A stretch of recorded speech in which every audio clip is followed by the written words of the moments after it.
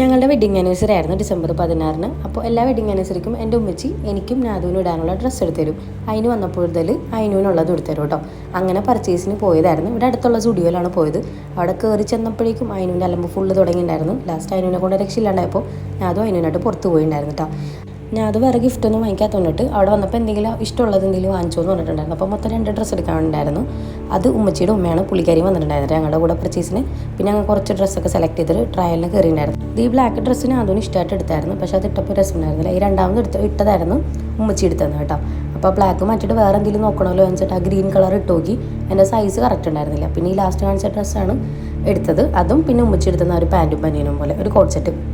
പിന്നെ അവിടെ കുറച്ച് ബാഗ്സ് ഒക്കെ ഉണ്ടായിരുന്നു. 499 ഉള്ളൂ കേട്ടോ. കുഴപ്പമില്ല, അത്യാവശ്യം നല്ല ക്വാളിറ്റിയുള്ള ബാഗായിരുന്നു. പിന്നെ അതിന് പെട്ടെന്ന് കയറിയിട്ട് ഞങ്ങളൊരു ഡ്രസ്സ് സെലക്ട് ചെയ്തു. ഒട്ടും ടൈം കളഞ്ഞിട്ടുണ്ടായില്ല, കാരണം അതിന് ഭയങ്കര അലമ്പായിരുന്നു.